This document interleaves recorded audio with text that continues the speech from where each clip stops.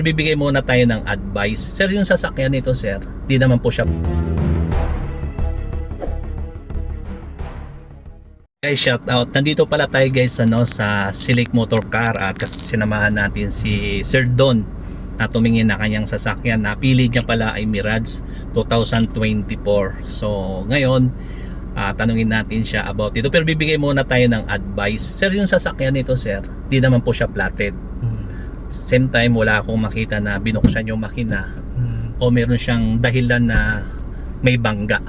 Wala siyang bangga, kuryente, wiring, lahat naman po okay. Yung pintura niya okay naman lahat. Ibig sabihin, pati yung udo niya sir, na-scan natin, okay naman, walang fault, okay. At during road test natin sa kanyang automatic transmission, okay naman, maganda naman po hatak ng kanyang transmission. Sir, pwede tayo lang po ay. Yung aircon naman nito sir, okay. Tumakbo tayo, walang vibration. So hindi mo na kailangan pa-balancing.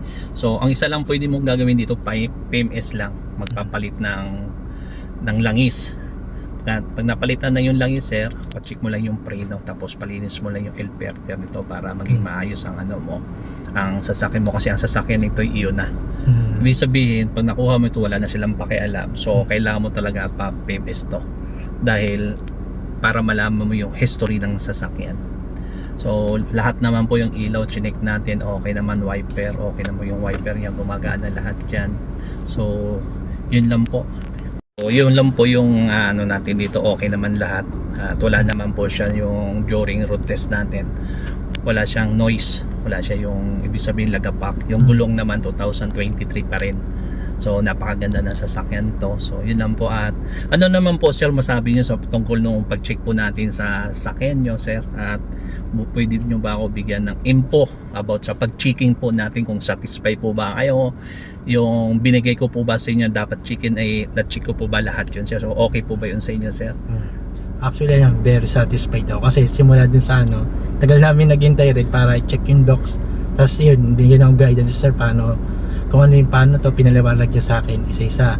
And then after na yan, nagkasundo na, chinek namin sasakyan. Ayun, very satisfied ako sa pag-check niya ng buong sasakyan, kasi pati pang ilalim, pati makina chinek niya. Sir, Yung sa document, yun nga nasabi mo nga kanina na talaga na-check natin. Although di kasama sa ko yon, pero pinapaliwanag lang natin para mas madali yung process kung paano. Alam ko na iba doon hindi mo naintindihan. So bilang isang assist buying, tumulong din po tayo sa kanya kung paano po natin maintindihan yung tinatawag po doon sa tungkol po sa document. At yung pag-checking po natin sir, so paano po ba nakita na chinik po ba natin ng maayos? Yes, actually chinek niya ng maayos. Yun nga, yung pati ilalim chinek niya, pati yung makina, tapos yung aircon, yun nga talaga kung ano yun nandun sa page niya, yun talaga yung ginagawa niya sir. So madaling sabi, I suggest talaga, very recommend. so guys, nakita nyo po yung ating pong client po na nakasama, although kasama yung sino yun? Si Isa pa? Alan. Yeah, Sir Alan, yung kanyang pinsan. So shout out sir. Shout out po. Ayan. So nakita po nila kung paano po tayo nag-check guys, no? At salamat po masasabi po natin. Kung kailangan nyo po yung serbisyo po natin, follow lang nyo po sa Facebook page, at kundi tawagan nyo po ako. So marami pong salamat muli, Mr. Pat.